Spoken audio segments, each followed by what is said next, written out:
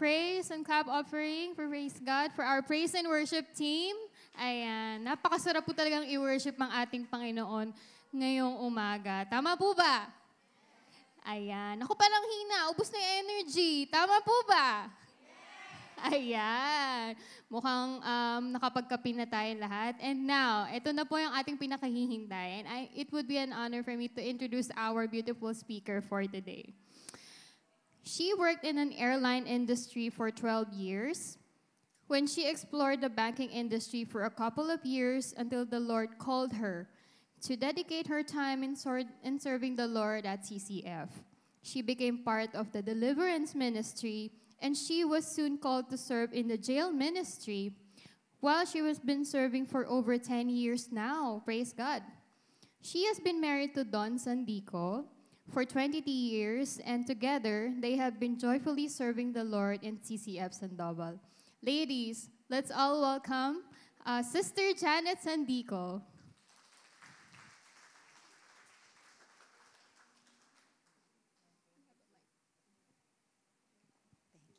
Good morning, ladies!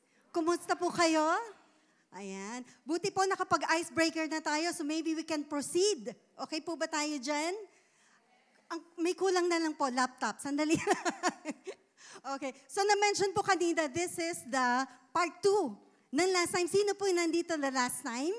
Ayan, marami-rami po. So last time, I was here last month po, we talked about decluttering. So sa decluttering po, I hope we learned a thing or two about organizing closets, yung house po natin, and sana na-apply natin. Otherwise, hindi po nakatulong.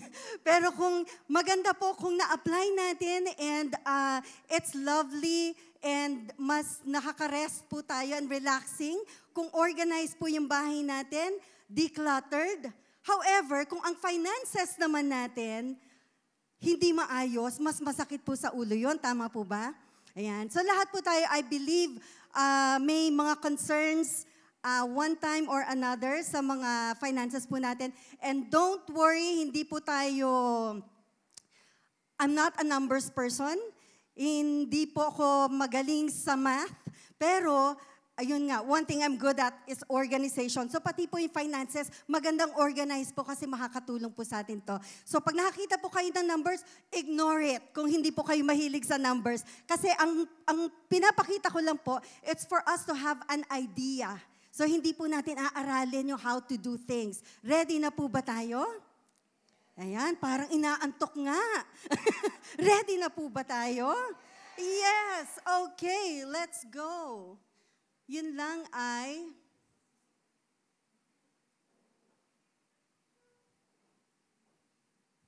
help please.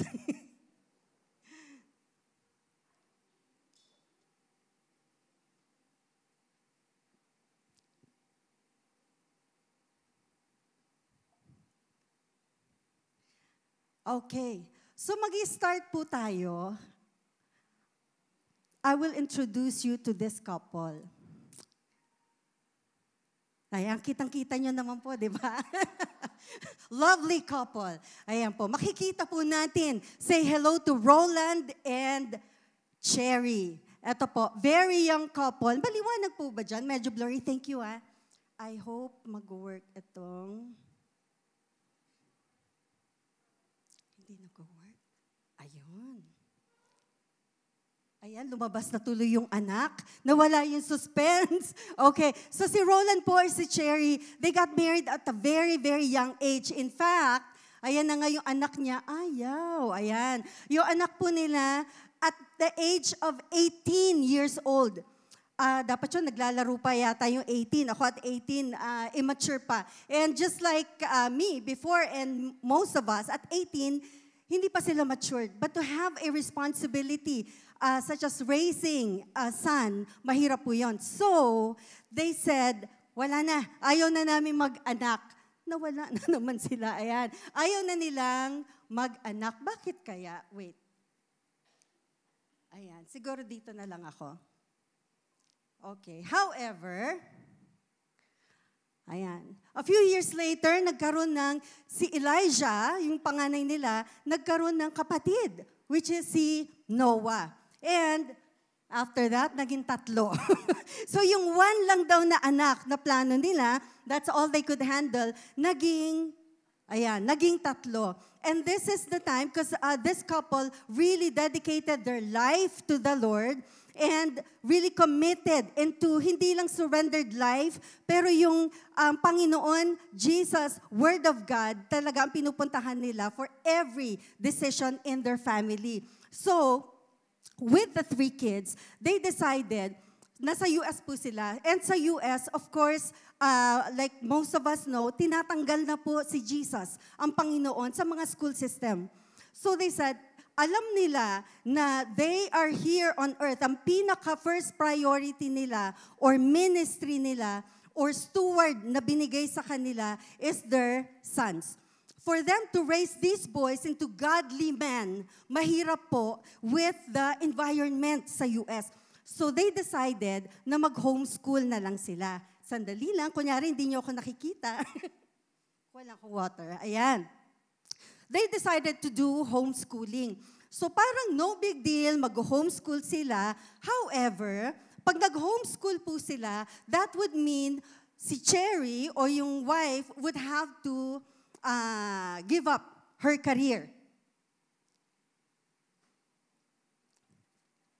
Kaya naman po, with the husband earning. Pareho po silang maganda yung career nila. With just the husband earning, kaya. However, lavish yung lifestyle nila. So, medyo malaki naman na yung mga bata. They met with them and said, this is what we will be doing. This is what we will be doing. I-homeschool ko na lang kayo and so on and so forth. But this means na we will tighten our belt. So this means that we will change our lifestyle.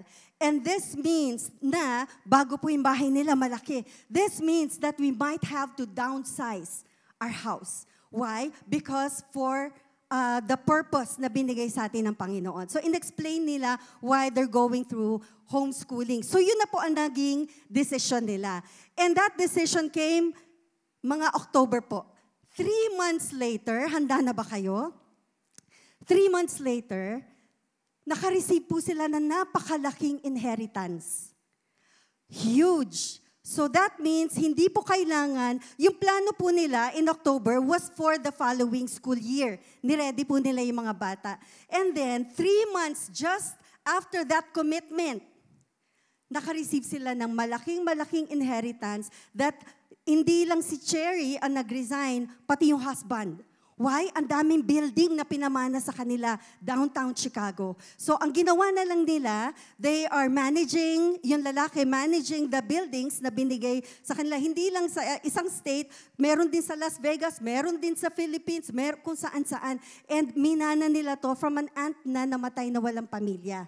And in-explain ko rin sa kanila, do you realize na this is God's favor? Kasi bakit 75% of her estate napunta sa inyo? 25% kinalat sa lahat ng mga relatives because God chose you to be the steward of this inheritance. Kasi kung sa iba, mauubos, pero ito nagagamit sa ministry and then nagagamit sa family din nila. They don't have to tighten their belts. They're good for life. Ang ngayon po ang ginagawa nila, traveling with their children, homeschooling, and ministering, and hindi nila akalain, nakikita niyo po ba? Ayan, dadami pala yung anak nila. Yung isa, naging 4, naging 5. And ngayon po, actually 6 na sila.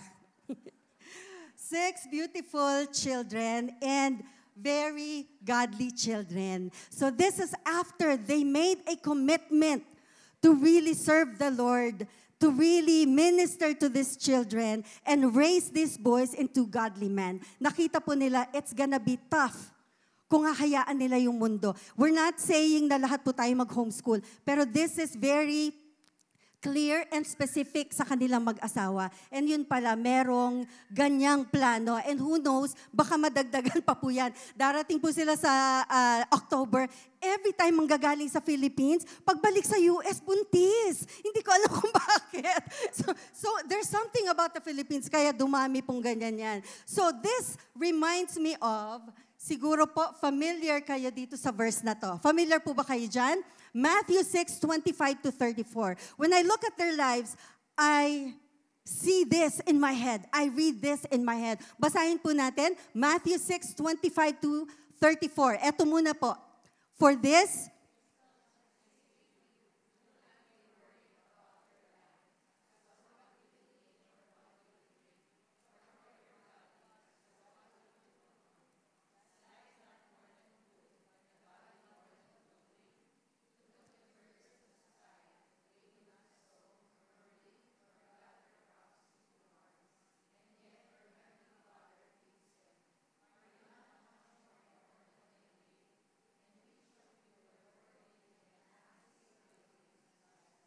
okay. Sino po dito yung familiar with this verse? So kung matagal na po tayo sa church, very familiar po tayo dito. Question, how many times nabasa nyo dito yung word na worry, worried, worrying? Ilang beses po? Dito just from these verses. 2. Do not be worried. Tsaka, which of you by worrying? Twice. Dito sa short verses na to. Ano pong sinabi na huwag tayo mag-worry about? What to eat, what to drink, and clothing. These are the basic needs ng tao. Sabi niya, look at the birds of the sky, and they do not sow nor reap. Nakakita na po kayo ng ibon, may attache case. May laptop. So wala pong ibon na nagtatrabaho, pero hindi sila nalilipasan ng gutom. Why? Because the Heavenly Father feeds them. Here's the thing, are you not more important than them? Hindi ba kinreate tayo ng Panginoon in His own image? Hindi ba binigay niya ang kanyang only Son to die for us, not for the birds? Pero yung mga birds, pinapakain niya na walang mintis. Tayo po, mahal na mahal ng Panginoon, bakit niya tayo pababayaan? Ito po yung sabi niya, do not worry why. Meron pong dalawang bagay na sinabi niyang bakit. Wag. And like I mentioned, sabi niya, are you not much more important than they? And another thing, alam niyo po yung rocking chair? Rock kayo ng rock, pero hindi kayo nakakarating. Or sino po yung nagta-treadmill? Siyempre, hindi ako yun. Sino po yung nagta-treadmill? Ang layo na pawis na tayo, pero nandun pa rin tayo. Parang ganun po, when we're worrying, nadadagdagan lang tayo ng wrinkles, alam natin na wala naman tayong magagawa. So that's the wisdom that the Lord is sharing with us today. So tuloy po natin ang verse, ayan, pakibasa po. Kinat ko na yan, shorter, and why are you?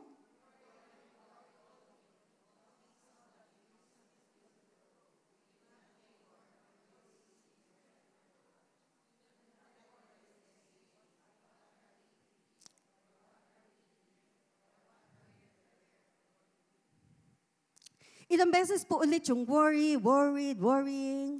Twice. So kanina po, 2 plus 2 equals 4. O tapos na po tayo sa financial stewardship. Nakapag-add na tayo. So ayun po. So 4 na beses so far, inulit na do not worry. Ano daw po yung wag nating pag-worry? Eat, drink, and clothing. Basic needs. And ito po, sabi niya dito, notice how the lilies of the field grow. Kusa siyang nag-grow. Again, hindi siya gumagawa ng lilies para kumalat dun sa field, is what they're saying. And kinat ko na po to, but the Lord says, kung yung lilies, they're here today and gone tomorrow kasi panggatong sila. Kinumpara na naman tayo, ikaw pa kaya na mahal ko, paano kita pababayaan? Di ba po? Okay. Pakibasa po natin.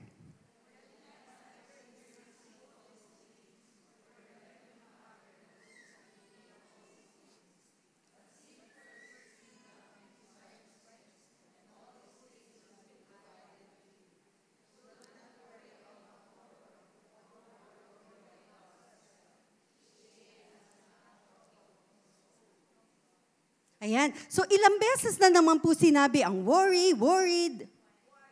Twice. So 2 plus 2 plus 2. Sabi sa inyo, math ito eh. Ayan. So 6 times in this short passage na binanggit na do not worry. Ito po yung maganda dyan. Your Heavenly Father knows what you need. That you need all these things. Sino po dito yung mga magulang, may mga anak, may mga responsibility? Alam nyo po, ayan, ang karamihan, alam nyo po kung ano yung pangangailangan ng mga anak natin, right? Alam nyo po, kailangan ba sila magmakaawa for you to do something to feed them? Kailangan ba nila to ask you every day para pakainin? Hindi, because we know what's good for them. And also, kung familiar po kayo sa passage, Jesus said, if you who are evil, sabi niya po sa atin, knows how to give gifts to your children, sabi niya, ano pa kaya yung Heavenly Father? And don't get offended sa pagkasabi sa Bible na you who are evil. Because compared to our God, evil tayo. Ganun po yung comparison. Ganun kabuti ang Panginoon na kahit na sinong napakabuting ama or ina, compared to our Heavenly Father, we're evil. And the point that He is making is that kung tayo nga, marunong tayong mag-alaga ng mahal natin sa buhay, ng mga anak natin, ano pa kaya ang ating good Father in heaven? Ayun po yung sinasabi dito. That He knows. Tayo nga, hindi tayo all-knowing eh. Pero alam na natin na alam natin kung anong kailangan at makakabuti sa mga anak po natin. Ako po hindi makarelate masyado. Hindi naman sa hindi makarelate, pero I don't have kids. But I have a dog na mahal ko. The name is Jimmy Choo. Oh, may nickname, Chewy. Okay. Si Jimmy Choo, naku, love na love ko po yan, katabi namin sa bed. And I know that he would love me so much kapag binigyan ko ng chocolates. Diba? Pero alam ko, yung mga pet lovers po dito, alam natin mamamatay sila doon. So at the same time, alam ko yung makakabuti sa kanya, puro dog food lang, alam ko rin makakasama. So I withhold that from my one and only son, Jimmy Choo. Naisingit pa talaga yung dog ko. Pero ano pa kaya tayong mga magulang? And ano pa kaya ang ating Heavenly Father? And then, ang sabi niya dito, ang ibig bang sabihin, do not worry, do not worry, do not worry. Ang ibig sabihin nun, we can just relax and trust the Lord? Tama po ba? Yes and no. Yes, if we are seeking the Lord. But no, if we're not. So talagang nakarely sa atin ang mga gagawin natin if we don't have the Lord in our life. Gusto ko lang po mag-focus dito sa 33. But seek first His kingdom. When we pray, your kingdom come, thy will be done, alam po bang inaas natin, in the last days, Jesus will be coming back. This time to be the King of kings and Lord of lords. He already is. Pero yung physically, bababa siya dito for His kingdom to reign at wala na si Satan by that time. Ayun po, seek first His kingdom and this is Jesus Christ. Alam din po natin na our bodies is a temple of the Holy Spirit. This is His kingdom. So pag tinanggap po natin si Jesus as Lord and Savior, yung kingdom, pag meron pong kingdom, merong king na nagahari. So kapag sinuko natin ang buhay natin sa ating king, ibig sabihin siya'y nagahari sa buhay natin. Hindi na tayo. Tama po ba? Ayun. So seek first His kingdom. Kung hindi pa po natin natanggap si Jesus as Lord and Savior in our lives, ito po yung first thing that we need to do. To have Jesus in our life, to reign in the temple. Ayun po. So, one time lang po yan. However, and His righteousness. Ano po kaya ito? Yung righteousness po niya, it's a daily thing that we should be seeking. Kahit po mabasa po natin yung Bible from cover to cover. For many years, I've read the Bible from cover to cover. Pero, pag huminto po ako nakakabasa, it's like we stop talking to the Lord at madali po natin niya makalimutan. Maybe we don't forget sa head, pero sa heart natin, madali po natin makalimutan. Alam niyo po, yung buong wala po akong anak, pero marami po akong pamangkin. Yung mga pamangkin ko, nasa US po, and I treated them like my own kids. Pero nung bumalik po ako ng Philippines, we lost touch. Except for one pamangkin, si Cherry po. So, hindi kami nakakamiss na we talk every day. At times ngayon, medyo once a week na lang. Pag lumagpas ng 2 weeks, I feel like I haven't talked to you in years. Ganun ang mga usapan po namin. Very cheesy. Very close kami. So, pag nagkita kami ngayon, it's like hindi kami naghiwalay. Ganun din po sa Panginoon. So, we can be, tinanggap natin, we learned about His Word, and then quiet na. Hindi na natin siya sinik continually. When that happens, magkakaroon din po tayo ng parang napapalayo tayo sa Panginoon. But if we continue our communication with the Lord, magiging continuous po yung relationship natin and intimate with the Lord, and we continue to seek His righteousness in our lives. So, pag sinabi pong righteousness, ang righteousness, kasama po ang finances. So how do we deal with our finances? How do we manage or how are we a good steward of the resources na binigay po ng Panginoon? So dahil importante sa atin ang opinion ng Panginoon, we will seek His righteousness. Hahanapin po natin niya, ano ba ang sinasabi ng Panginoon tungkol dito? And once again, He says, do not worry, and altogether it's 6 times. So ano po kaya ang ibig sabihin ng Panginoon? Do not worry. So paulit-ulit na do not worry. Ang ibig niyang sabihin, simple, do not worry. Hindi po natin kailangan hanapin ang Greek word. Kung hindi, napaka-simple po, do not worry. At ang kausap po niya, bawat isa po sa atin. Every time makikita po natin itong do not worry, kayo po ang sasagot neto. Ayun. Sana po mas merong energy as if you believe it. Do not worry. Ayun. Seek first His kingdom and His righteousness. So si Cherry and si Roland, nung nag-decide po sila na mag-homeschool, hindi nila sinabing, sige, mag-homeschool na tayo and then, bahala na. Wala pong ganun. Nag-decide sila first. Ang decision nila, we will change our lifestyle, definitely.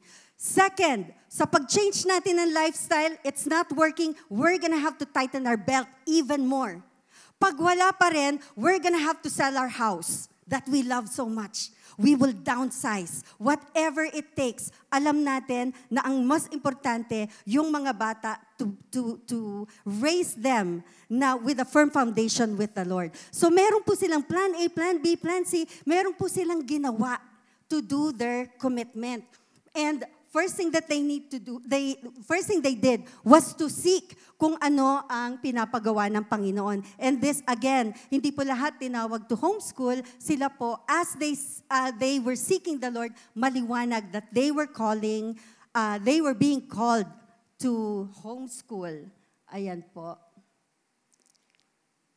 Ayan. So before we continue, hindi ko po nakalimutan, let us pray. Let's pray. Father in heaven, Lord, we just want to offer this time to you, Lord God. We pray, Lord, that we will hear your voice. Each one of us here, Lord.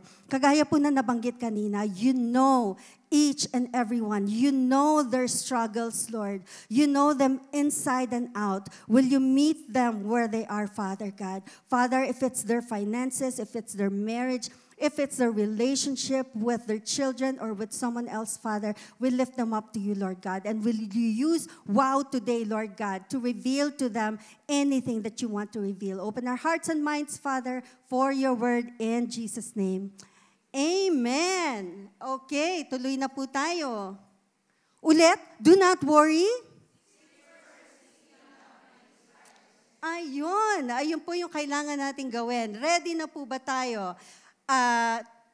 Bakit po ba tayo nagwo-worry? So kung malinaw pala, and we've been walking with the Lord for a while, natural lang ba that we worry? Yung mga matagal na pong believers, I'm sure marami po dito, pero i-deny ba natin na tayo'y nagwo-worry at times?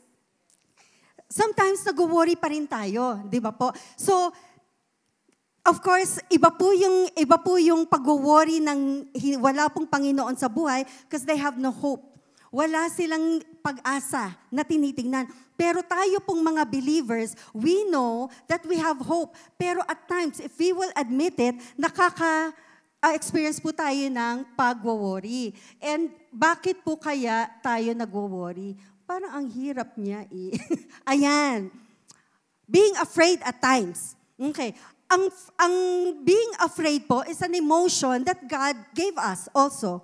Pero kung gagamitin natin siyang tama. Halimbawa po, you're driving, you're running out of gas. Magpapanik po ba tayo? Grabe, wala na akong gas. Magpapagas tayo. Di ba po? In the same way, if we're afraid because of whatever is happening, ang gagawin po natin, we come to the Lord. Para pong si Peter, when he was walking on water, he was walking fine. Imposible po yun for a human being. But because he's looking straight at Jesus, nakalakad po siya ng diretsyo. But he started to drown when? When yung focus niya po, nilipat niya sa waves. Ibig sabihin, kung tayo po, we're focused on the Lord, ang liit ng problema. But when we start looking at the waves, liliit yung Panginoon natin and we will drown. So yun na pong indication na teka lang. Lumalaking problema, lumiliit ang Panginoon. So let's do something. Or baka naman greed. Baka nagiging greedy po tayo. Ano pong sabi kanina? Don't worry about what to eat, what to drink, and clothes to wear. Baka meron po tayong lahat nun, pero we want designer clothes. Baka mamaya gusto natin ng mga steak every night. Baka po may provision si God. You know, I love the prayer in Psalms that says, Lord, don't make me so poor that I may steal, but don't make me so rich that I may forget about you. I love that prayer because alam po ng Panginoon kung ano yung pwedeng niyang ibigay sa atin, kung makakabuti sa atin. At kung hindi, kahit na gustong-gusto niya ibigay, hindi tayo marunong mag-manage, hindi niya ibibigay sa atin kung ikakaligaw natin ng landas. So maybe it's greed or maybe it's doubt. Iba po yung doubt sa unbelief. So yung doubt po natin, we know, but somehow we're doubting. Again, why are we doubting? Lumiliit siguro. We're spending less and less time with the Lord. At ang nakikita natin yung situation instead of God's promises and God's goodness. Yan po yung mga possible and I'm sure marami pa po. Just an example. And I love this verse that tells us who God is. Pakibasa po natin sa Psalm 24 verses 1 to 2. The earth is the Lord's and all it contains. The world.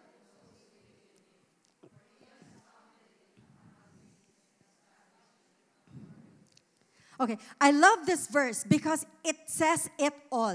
The earth is the Lord's. Period. Sa Kanya ang buong mundo. Pero just to make sure, wala pong pilosopo sa atin at maraming nag-iisip ng lulusutan, dinugtungan pa. And all it contains in the word. Lahat na nasa loob ng mundo. And those who live in it. Wala talagang lusot. Everything is the Lord's. Eto pa, siya yung designer, siya yung founder, siya yung lahat. Sabi niya, He has founded it upon the seas and established it upon the rivers. So ano po yung ibig sabihin? Siya yung nakaisip, siya yung lahat-lahat. Last time I was here, kinuwento ko po sa inyo na after 23 years, nag-renovate po kami ng house po namin.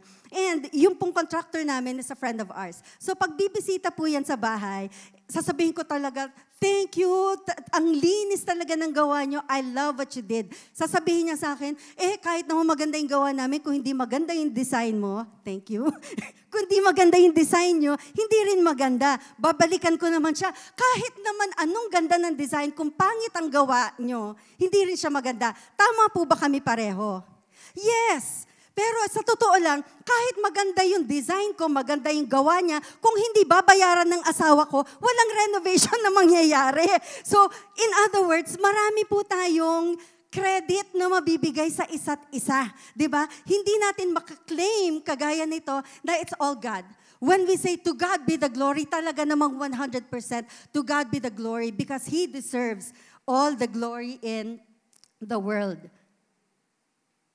Ayan. So, ito po ang babasahin natin. Another good reminder for us sa Deuteronomy. Sabi niya po, but you are to remember the Lord your God, for it is He who is giving you power to make wealth. So, siya po, kahit na gaano po tayo kagaling, Kahit na gaano ka sipag, it won't matter.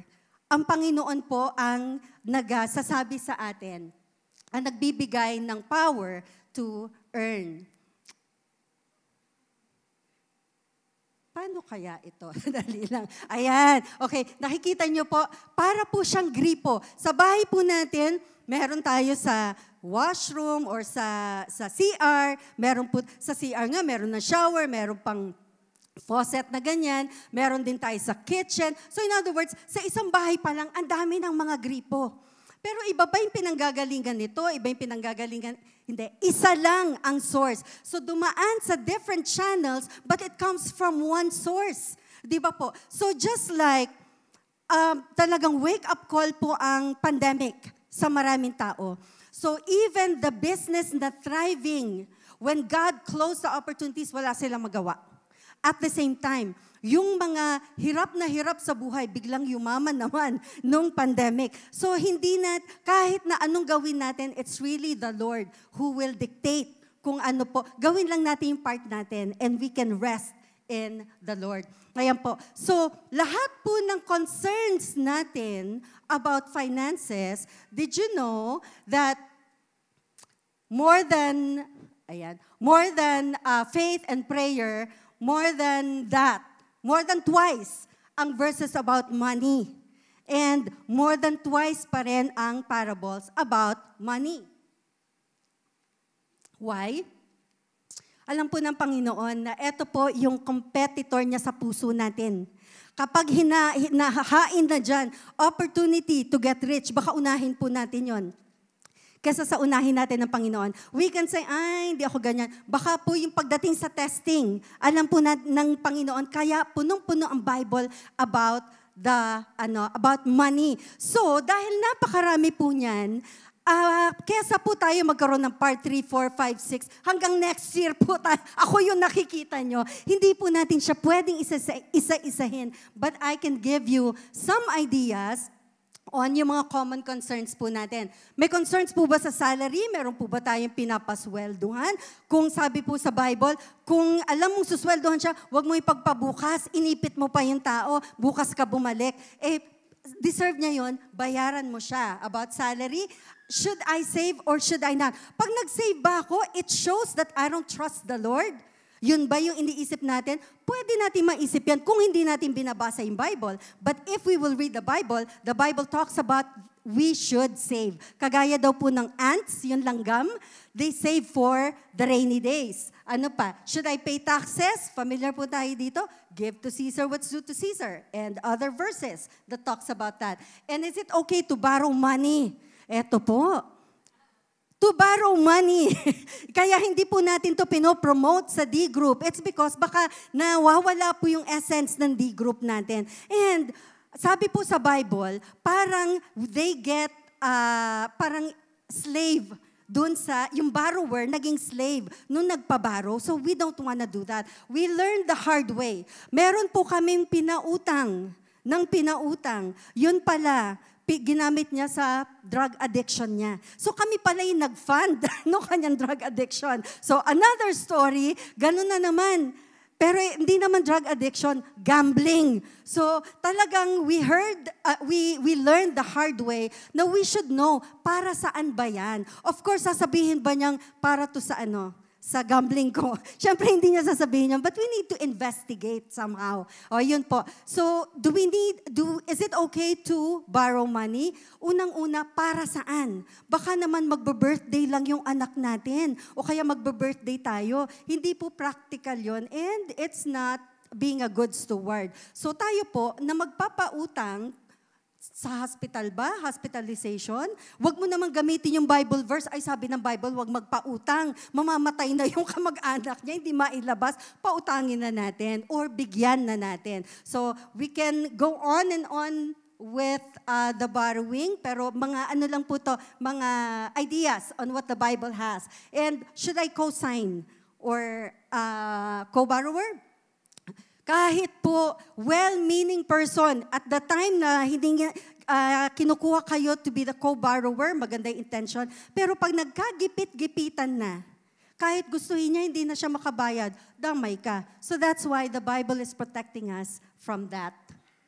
Ayan. And why is bribery wrong? Sino po dito yung mga nahuhuli? At may lumalabas unti-unti sa wallet kasi tayo po ang nagko-cause for that person to sin. Sinabi ng Bible, do not. And kung tayo po yung magbabribe kasi ayaw natin ma-inconvenience, we're sinning and we're causing someone to sin. Ayan po, kayo na pala. Thank you. Kala ko ang galing ko bigla na lang lumilipat. Okay, kayo na lang po dyan, mas mabilis. And should I tithe and give pa? Yes, kasi tithe and offering, separate yun. But don't worry, hindi po namin kayo, we're not gonna talk about this. Kasi that's a conviction po ng heart po natin. But is the Bible talking about tithe and giving? Yes, yes, yes, and yes. Ito po mga Bible verses dito, a few of the many. Kagaya po ng pinakita ko, more than double about faith and prayer is about money. Ayan. From gross ba o from net? Ayan, maririnig natin. Depende. Anong blessing ang gusto mo makuha? From gross o from net? Nasa sa inyo po yan. But God wants a cheerful giver. Kung tayo po parang grudgingly, sabi niya, wag na. Ayan. So, ang tinitingnan po ng Panginoon ay ang puso. And of course, excessive spending. Ayan. God talks about greed and generosity sa Bible. So, eto po yung mga example on what the Bible has pagdating po sa, and marami pa po. Ito po, yung some of the things that stuck to my mind. Next slide, please. Ayan. So today, we're going to discuss yung basic, as in basic, just to give you an idea. If you see numbers, wag po kayo matense, wag sumakit ang ulo, because it's just an example to give you an idea. Ayan. So it's good to have one of these. Ano po yan?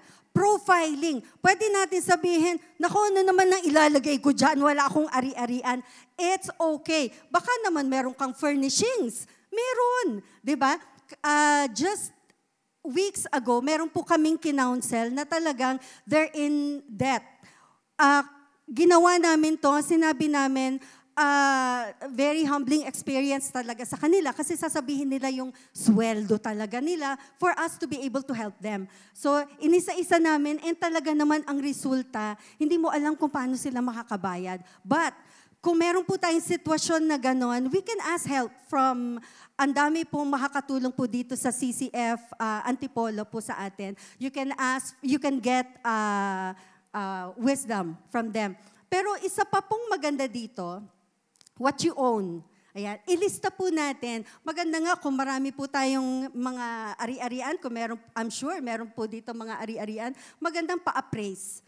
Pero it will cost you. Pero at least you know exactly what you have. Ayan po, parang tinitingnan natin yung, ina-assess natin yung value po natin. And then, what you owe dito po. Ako, ito po, simple guide. Sa akin po, madetalye kasi kailan matatapos ito, kailan yung nag-start, and so on and so forth. This is just an example. Ano pa?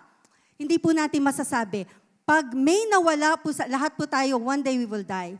Kapag tayo po, iniwanan natin, wala tayong naiwan na ganito sa magtutuloy po ng household po natin, mahihirapan. So let's help them by preparing this. Or, kung may mauna naman at ipapasa sa atin yung burden, ang hirap kung wala po tayong mga listahan na ganito. Kaya sa akin po, may mga details, may mga bank account, mayroong mga kung ano-ano, para prepared po whatever happens. And maganda, not just yung immediate family, kung may trusted po tayo, bigay din natin sa kanila para may makatulong. Ang grieving, ang hirap po pag-usapan yung grieving, no, pag namatayan. Pero ito po yung reality of life. So paano po pag nandun tayo, mahirap mag-isip. So there's someone na may nakakaalam, na trusted natin, who can help us. Okay, that's one tip. Ito po yung second tip. Ito naman, yung monthly income natin, and then monthly expenses. So ganun lang kasimple, and then you will see kung ano yung sobra. Ganyan lang po. And when do you update this? I-update nyo lang yan kung meron pong mga kailangan i-update. So maybe yearly na lang or yung isa din, yung nauna, yung estate po natin, maybe yearly lang yun, ina-update. Pero kung kaya nyo to at least visit every quarter, maganda po yun. And eto po, kapag nagawa natin, that's good kasi nakaplat na lahat. Baka naman ang ganda lang nung record natin. Pero pagdating sa bayaran, wala tayong mahugot. So, yung next picture po natin, it is wise to have this. Mga envelope. So, nakita na po natin, eto, kailangan natin ng bills, Meralco, tubig, so on so forth. Lagay na natin sa bills, meron na tayong papel, paperclip, o for Meralco, so on so forth. Naka-budget na dyan. Or mas maganda po, eto, kasi marami siyang slots. Ayan. Next po. Okay. Pakibasa po, Psalm 127 verse 2.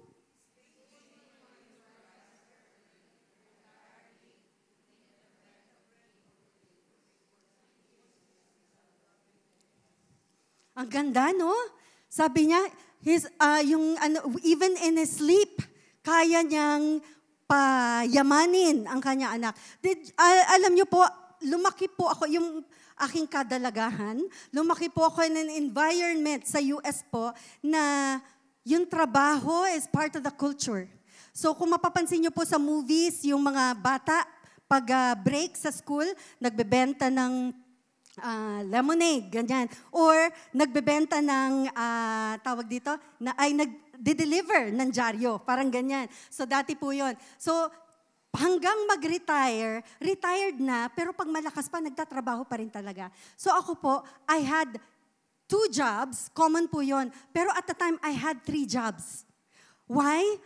Sa totoo lang, my family was financing for everything that I needed. So may financing ako, 3 yung trabaho ko, na-imagine nyo kung gaano karami ang ipon ko?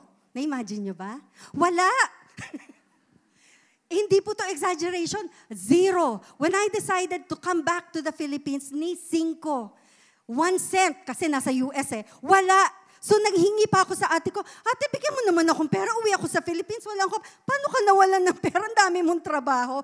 Hindi ko rin ma-explain kung saan ko nilagay because I was not a good steward, to say the least. Ayan po. So kaya dapat po tayo ay matuto na maging good steward. So ito pong next na papakita ko. After nagbago po yung buhay ko when I accepted Jesus as Lord and Savior, kasama po yung aking wallet. Naging responsible po ako sa pag-handle ng money. I was never ever responsible pagdating sa pera. Hindi ko nabavalue yung pera. Pero when I met the Lord, binago niya yung buong pagkatao ko, including to be a good steward of His finances. Eto po, I began doing this para po, nakita ko kasi kinumpute ko. Sabi ko, lahat ng pera ko, saan kaya napupunta? Pag sumisweldo ko, nakakahiya po kasi restaurant, spa, parlor, ulit, restaurant, spa, parlor, ganun pa rin ang itsura ko. So puro dun lang napupunta lahat ng sinisweldo ko. So sabi ko, may mali dito. So I started doing this. Hindi po natin titignan yung details, pero madetalye po ako. If you want a template, I will gladly give that to you. Sandali po yung umpisa lang. Ayan. So sa collection, example lang yan example lang para madali i-compute. Yan yung collection, pasok ng pasok, hindi lang salary, baka may binigay sa atin. So pasok ng pasok. And then ito po yung January, February onwards, ayan po yung expenses. And then magko-compute siya sa dulo. Next slide po. Okay. Kita nyo ba yung details? O, di ba malabo ang mata nyo? Hindi. Hindi ko na pinakita kasi ano po yan, mahaba. Pinakita ko lang na ang expense is ganyang kadetalye sa akin. And next slide. Ayan, ito po yung sa total. Lalabas siya, alam mo exactly kung ano yung status mo. So parang ganyan po yung for many years na ginagawa ko. And then, sisilipin lang po natin shortly, next page po. Okay, first of all, marami pong ganyan sa app. Mag-download po kayo, you can personalize it, it will compute for you, and you can download it para ma-save nyo yung mga report. Yun lang, old school ako. So I like my Excel, pero ang dali pong gamitin yan. Next slide, please. Okay, ito po yung laman ng expenses. I will not be discussing this with you, pero nilagay ko lang po dyan yung example. Give and save. Meron akong Bible verses dyan. So ito po yung first na kailangan kong gawin, and then yung taxes, and so on and so forth. Sige po, next slide, and next slide. Ayan.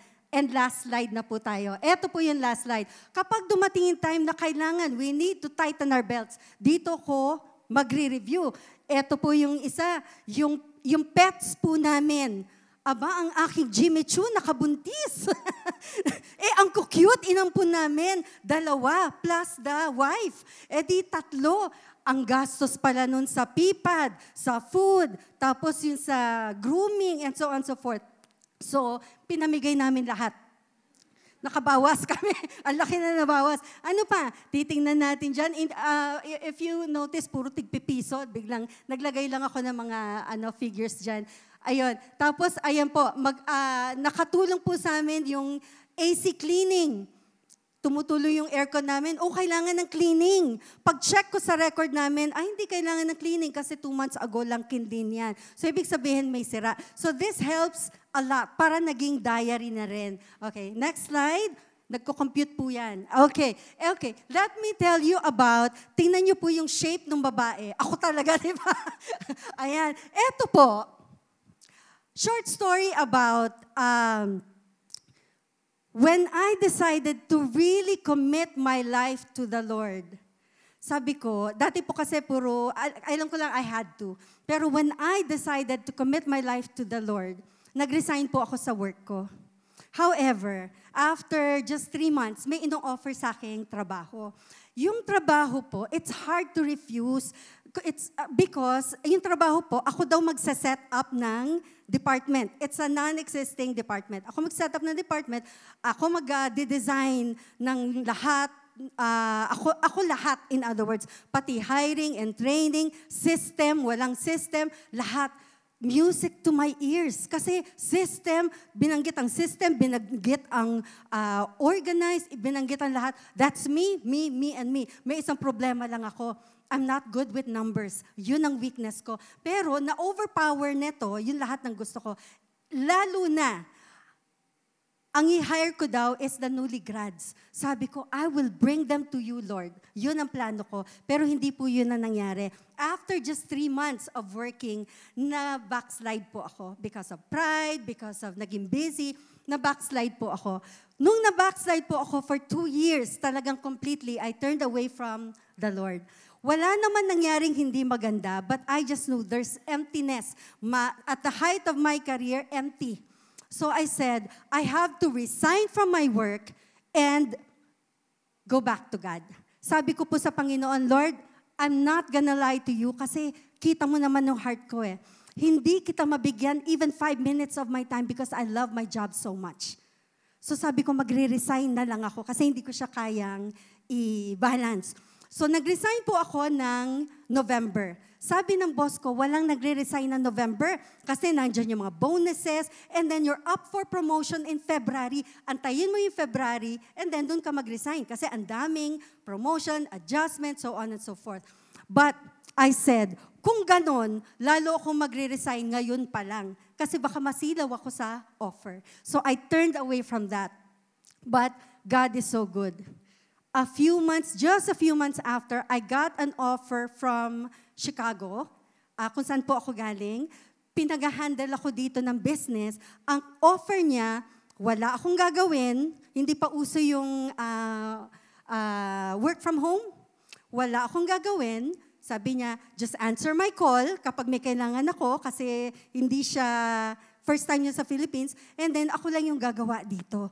And that's my job. Ang offer niya was more than yung sweldo kung inantay ko yung February. Tapos wala akong ginagawa. Saan kayo nakakita ng dinideposit lang sa account ko? Wala akong ginagawa. And then finally, sabi ko, nakakahiya naman to. Dapat aralin ko naman yung trabaho. Napag-aralan ko yung trabaho, I would work for 10 minutes, 5 minutes at times. And then tapos na ako and I was making a lot of money. So ayun po yung parang if we seek the Lord, siya po yung bahala. Ang focus ko po is I need to go back to the Lord. And the Lord rewarded me. Next po is, ayan, do not worry and seek first His kingdom. Ang righteousness, sabi ko kung ganito ako ng ganito, I'm happy on the outside, but I'm grieving in the inside. Kasi tinanggal ko ang Panginoon sa buhay ko. So I needed to go back to Him, but God rewarded me. Next slide please, pakibasa po. The Lord is certainly in this place and I did not know it. Eto muna po tayo. Si Jacob po, before this, wala po tayong makikitang godly Jacob. Pero this time, ang naririnig niya lang po yung mga information about the Lord. Napapasa po sa kanya. Pero wala siyang real encounter with the Lord until he had a dream. Nung nagka-dream po siya, he woke up in the same place, this same situation, but he woke up a different person. And he said, the Lord is certainly in this place. Dahil nagkaroon po siya na encounter sa Panginoon. And sabi niya po, how awesome is this place? Again, the same place before he slept, paggising niya, iba na yung pananaw niya. So ang nakikita po natin is different when we have a real encounter with the Lord. Next slide, please. Ayan. Ang susunod po dito ay in-underline ko, binold ko po, he got up early. Ito po, nagkaroon siya ng encounter with the Lord. So, he got up early. A person who had a real encounter with the Lord, excited to do things from the Lord, excited to obey the Lord. Got up early, and ito pong memorial stone, ito po yung pinangunan niya nung natulog siya. Naalala ko po dito si Moses, when he was being called to serve. Sabi niya, wala akong ma-offer. But the Lord said, what's in your hand? Staff. Ito naman, pillow niya, ginamit niya to worship the Lord. So tayo po, meron po tayong ma-offer, hindi pwedeng wala. And he renamed the place Bethel. Nagkakaroon po tayo ng different purpose, different perception about things. Ayan, dahil po may warning na ako na 10 minutes, tapos na ata, tatapusin ko lang, give me a few. Ayan, Feb 28. This was a very memorable time for me.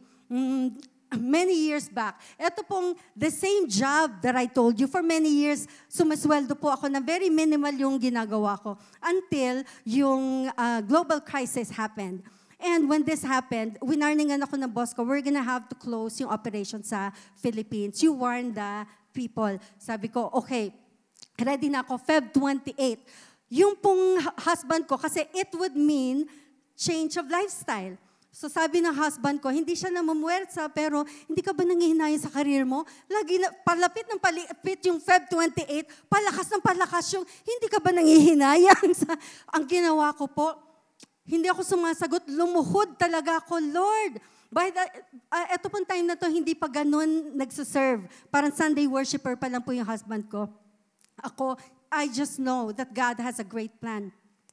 Lumuhod ako sa Panginoon. Sabi ko, Lord, ipakita mo sa husband ko na whatever I gave up, it's worth it.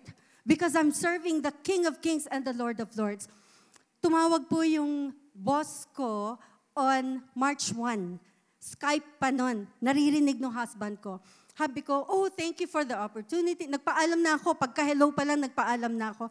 Sabi niya, no, actually, I want to talk to you. Sabi niya, pwede bang we stop the operation, but I will continue paying you?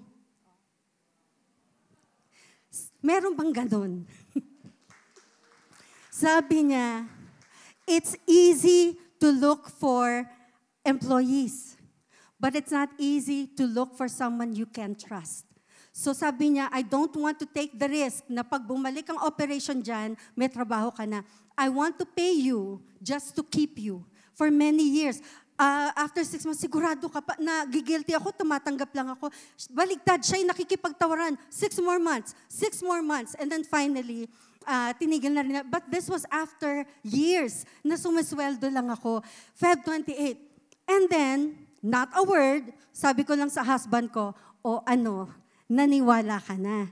And then, sabi ko sa kanya, alam mo ba, umalis ako kanina, pumunta ako sa kabilang room to kneel down and pray to God. Sinabi ko sa kanya kung anong prayer ko. Sabi ko, Feb 28. Sabi ko, before Feb 28, Lord, pakita mo sa husband ko. Na-miss niya yung one day. Siguro he tested me. Sabi niya, hindi. Feb 28 pa rin sa Chicago. Eksaktong date. I really, really praise God because He is alive and He is worth it. I think kaya kong, praise God, I think kaya kong tapusin in 2 slides na lang. Ayan, so ito po kasi, what you will eat, basic na naman, binanggit dito, just like what we read earlier.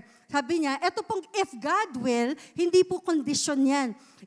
Ang ibig po sabihin sa translation, since God will provide for this and He will take care of me, I will make Him my God. Dati, God siya ni Abraham, Isaac, yung mga ancestors niya. Ngayon, personal God na niya. And the next slide, please. Of everything that you give me, acknowledging that everything comes to the Lord, I will give you 10th. Gross po ba yan o net? That's gross. Okay, last slide na po. God doesn't need our money. Alam niyo po ba yun? Yes. Hindi po kailangan ng Panginoon ang money natin. If He cannot use us, He will use somebody else. He created the world with just His word. Bakit niya kailangan ng pera natin? He does not. So, eto pong, if you're familiar with this story, yung widow ang ginamit ni God. Widow, ibig sabihin poor. Walang support. Etong ginamit niya to feed Elijah.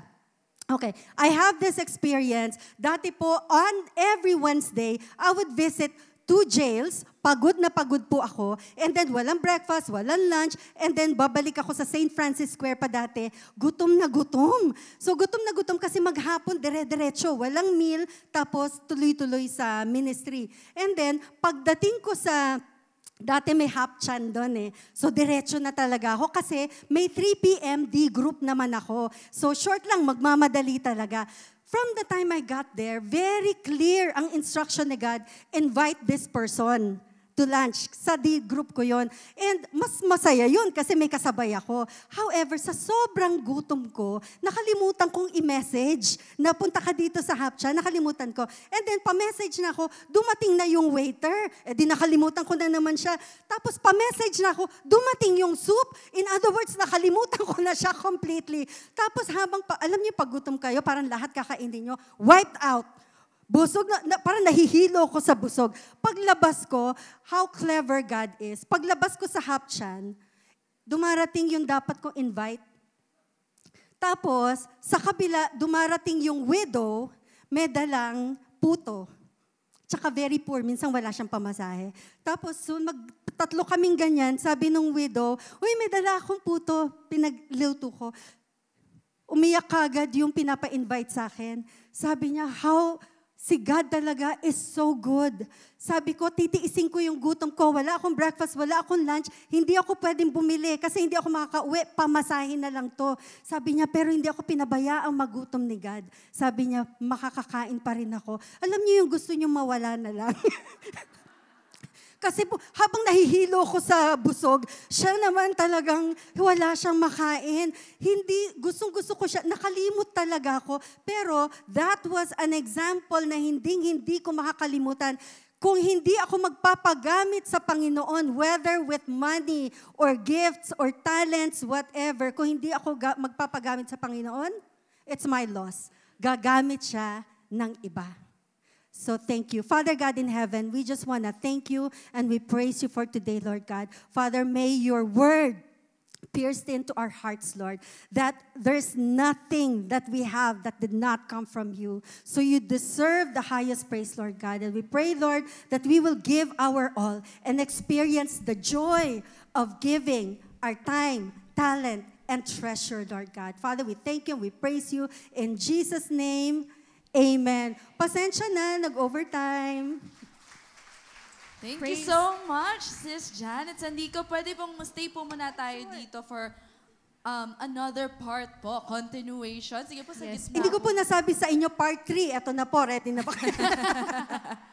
Ayun. Okay, yan. Sa gitna po tayo. Ayan. For sure, marami silang questions. Ayan. Is there anyone who would like to ask? Yeah, so, Miss this is a Janet? time na open po tayo. Open po ang stage, ang microphone for your questions regarding po sa naging message ni Sis Janet Sandico. So, kindly just raise your hand. Ayun po, meron sa harap. Ayun po. Ate Vanessa. Ayun. Asan po ang ating microphone for them? Okay. Yes. ayun po, ayun po, ayun po. Ate Vanessa. Yan. Thank you. I just want to make clear about savings because I was very guilty saving all my life. Saving. Kahit na maliit na ba, isi-save ko yan, parang I feel guilty na parang doubtful ako kay Lord. So what I did, starting today, I'll give it I give it all to myself. Yes. No, kasi para akong guilty. I just want to make clear about it. Masama ba mag-save? Is it the sign Hindi of po. doubt? The Bible encourages us to save just like the ants daw. Kasi we don't know kapag nagkaroon ng recession o yung business natin is down, meron tayong mahuhugot. And that's wisdom from the Lord. In fact po, although it doesn't say sa tithes po natin, wag po natin isipin to because sa heart po natin yung tithing. Pero the Bible is clear that 10% the tithes. Tapos tayo po, according to sa mga aral naman po ng mga mathematician or yung mga economist, yung pong savings is 20%. Yung iba po, 30% ng whatever we have. So para kung ano man pong mangyari, may mahuhugot po tayo. Ayun po. No matter how small. Thank you. Ayun po. Thank you. Yes, thank you so much po. Ayan, sa ating question and also for the answer, pwede po tayo maupo. Baka hindi ako makita pag umupo. Tayo lahat. Okay. Okay lang kayo. Sige, next question pa po. I'm sure na marami pa po tayong question regarding this one. Meron pa po ba? Question po. Ayun, over Ayun, there po sa back. Ito na po. thank you. Let's go. Run. Okay. Ayan. Paki-state din po ang inyong name bago po tayo magtanong. Ram. Okay po. Ayan. Question ko po. Here in the Philippines po kasi, money is taboo. So most of the people doesn't want to talk about money. Di po ba? So how would you encourage people na na pag-usapan siya, na parang, alam mo yun, it's just normal. Na parang parte siya ng buhay. Even yun nga, being a good steward of it. Kasi nga talaga, money is taboo when it comes to the Philippines, Philippine situation po talaga. Mahirap siya i-discuss, mahirap siya pag-usapan. Right. I agree. And kahit saan naman yata, it's uncomfortable to talk about money. And it's not polite to ask, kung magkano ba yung sweldo mo? It's not polite to do that. And kahit saan, I believe, it's uncomfortable. So hindi ako out there just talking about money to anyone. In fact, this is the first time. Kapag yun ang topic, then I have the Bible who tells them what to do. Hindi ko opinion hindi opinion, anong tawag dito? Commandment ng Panginoon. So, ang Panginoon, yung word ni God po ang sinishare ko when they have questions. Pero, unsolicited advice, I avoid that. Pera na lang kapag counseling and na-touch, alam mo na yun ang problema. In fact, yung pong binanggit ko kanina, we counsel this couple na talagang deep into debt. And we have no choice but to deal with that. Ang tinuturo niya, I think, sabi niya kasi, kasalanan to na husband ko, hindi siya nagtatight. Ayun, buong pag-iisip niya dahil sa husband niya. Oh, it's possible kasi matagal na kayong Christian and by faith, as we go closer to God, mas maluwag ang pagbigay natin. So, possible. Pero kakakausap, it turns out, ang dami pala niyang utang. Siya pala yung may utang, and yung utang niya to buy her husband a cellphone, iPhone. So, pati husband niya hindi alam yon. Yun pala yung nag-ugat ng mga utang. Sabi ko, guess what? It's not your husband's tithing. It's your lying. So sometimes it's not even the money. So ang naging, po namin doon, yung lying niya. Good intention, gift niya sa husband niya, pero gipit na kayo, iPhone pa yung iririgalo mo. It's very irresponsible, is one. And number two, you lied to your husband, and then ngayon nagkagipit-gipit, yung lying niya nag-snowball. Kasi ang tinuturo niya, iba-iba ng storya, iba-iba ng storya. That's why we had to really meet to settle it for them. So, I'm not sure if I answered your question, pero for me personally, it's not something that we should be correcting anytime. Pero kung nagkukos ng problema, and you're the D group leader, or they're seeking for your advice, it's a good thing to know and have readily sa atin para advice natin. Okay ba? I'm not sure kung na-answer. Thank you. Ayun. Thank you po, Miss Ram. Sis Ram, tama po ba? And Sis Janet, once again, for that question. And last two. Last two na po, kaya mag-raise na po tayo. Baka magkauna. And then, yun, sa table din po ni Sis Ram. Grabe. Yan, baka Sobrang follow. gusto nila talagang matuto. Alright. Good morning po. I'm Tina, a homeschooling mom. Hindi rin ako magaling sa finances, pero kasi yung daughter ko, sometimes 'di ba, parang yung friends or yung relatives sasabihin, I'll treat you, parang choose whatever you want. So ako naman kasi I told her, you ask how much is the budget. Hindi kasi yung parang for me, syempre kid yan parang pag sinabi, I want that kasi yun talaga yung gusto ko. Mom doesn't really want me to get that kasi it's very expensive. So, ganun yung teaching ko, you ask the budget. Ngayon, ang nangyayari, since ganun nga, it's very uncommon sa atin, which is, tabo nga, parang, even sa small things, ganun siya, how much is the budget? How much can I spend? So ngayon, the question is that okay? Na yun yung tinuturo ko. And then when the person asks, ay, ba't ganun? So, sinasabi ko, kasi hindi naman siya pwedeng ma-heartbroken. Sabi mo, she can choose. Tapos, pinili niya mahal. Hindi naman pa yung bata, alam na parang, it's mean kapag mas mahal yung in-order ko na food, or it's mean kapag mas mahal yung toy. Naku-question lang kasi na, ba't ang aga? Ba't ganyan yung tinuturo mo? Na parang, ang mean naman na, how much is the budget po? Gaganon siya. So parang ako, Pero ilang taon na po ba? Ilang taon na? 7. 7, bata pa talaga, no? Ayun, nakakalusot naman kung 7 years old. Pero magandang early training na rin. Yung sa mga elevate po namin, yung mga teenagers, tinuturoan namin that when somebody else is praying for your meal, wait for them to order.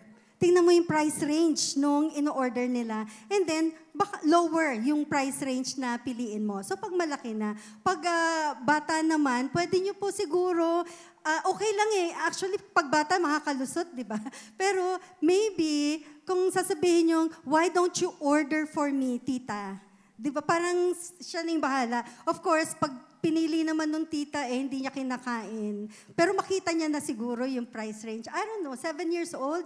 Pero early training, kaya na rin yun, di ba? Pero siguro po, it's better kung, tita, why don't you order for me? Favorite ko, mga pancake. O kaya, magbigay na siya na idea. Parang ganon. Sa tingin ko po, you might have a different answer, pero si Chewy kasi, hindi. Ayun. Yes, wow, that's an interesting question, especially po para sa mga moms na nagtitrain ng mga anak nila. Okay, and last, Ayun. Dami na.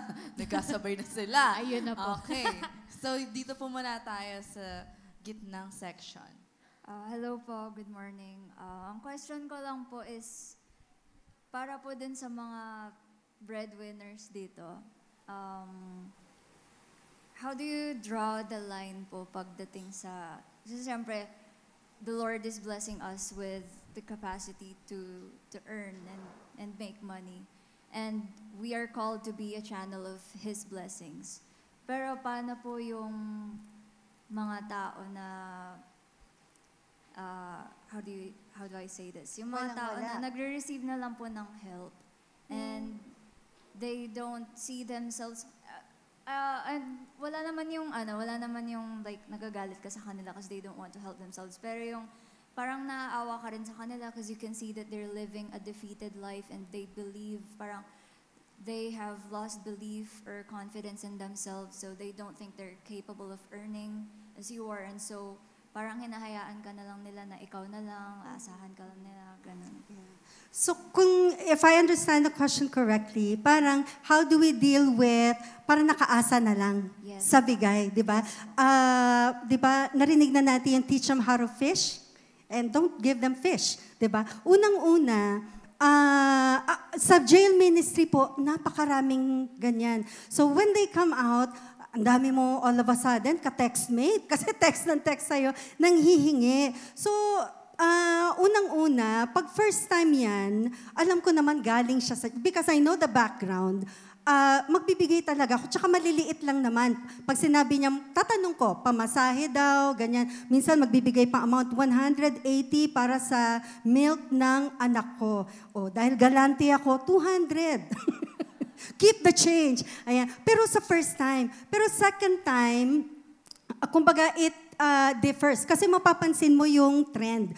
Pero also at the same time, kagaya ng ex-inmate, hindi naman sila nag-aral, wala silang babalikan na career, maiintindihan mo talaga. Pero hindi ko masusustain yung need. And also, because ang background po ng mga inmate, they go back to their drug addiction.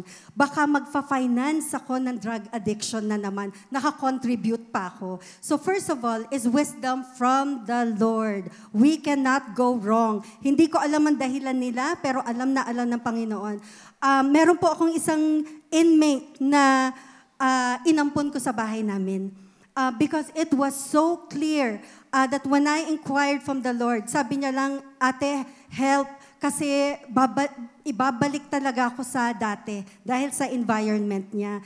It is not wise, di ba, na iuwi ko sa bahay. Ang kaso pa naman, ang pinagkakulong niya, aside from nag-drug siya, was theft. Talaga inuwi ko, di ba? Pero we prayed about it, kami ng husband ko, and she stayed with us for more than a year. And continue sana yun, kaya lang she wasn't getting along with our house help, and pinamili kami. Pero eto namang inampon namin, tuloy-tuloy siya ngayon sa CCF Tagaytay, and may asawa na yata, and yung na-plant namin ng seed, tuloy-tuloy. So it's really wisdom from the Lord. Ayun. Wow, thank you so much, Sis Janet, and to our questioner. And of course, to... I'm sorry, pwedeng part 2. Mahilig ako sa part 2 eh. Sure po. Hindi. Ang pinaka-point lang kasi, sometimes, we feel parang obligated to give. Pero pag inisip natin, nakakatulong ba talaga tayo? Kasi, or baka mamaya, tinulungan natin to be lazy. Yung mga tao.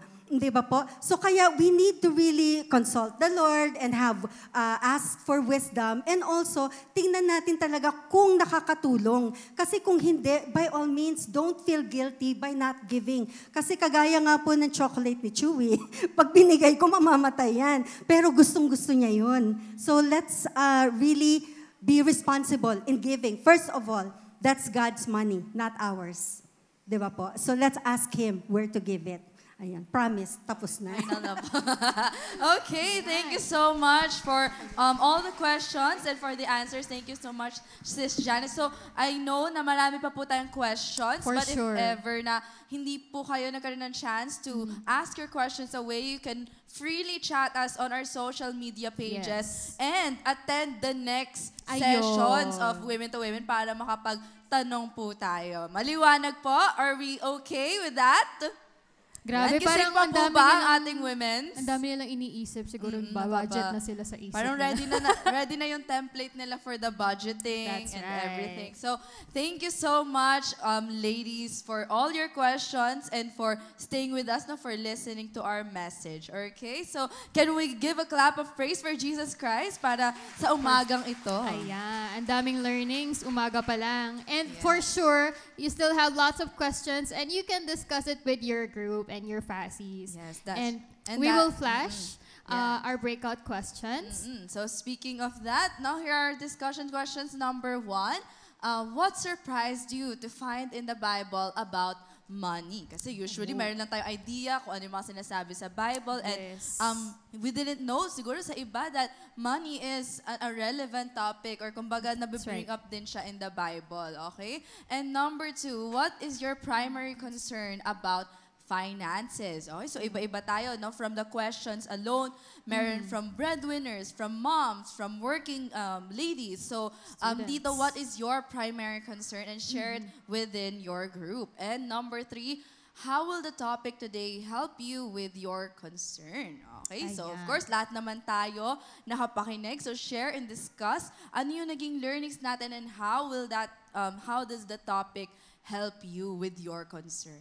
Okay? So we'll be giving you time para po makapag-discuss with your kasama sa table, and your time starts now na po. Yan, you can go Ayan. and discuss. With your fassies. You have 30 minutes to talk with each other and discuss your learnings and concerns. All right, We'll enjoy your discussion. We'll see you later.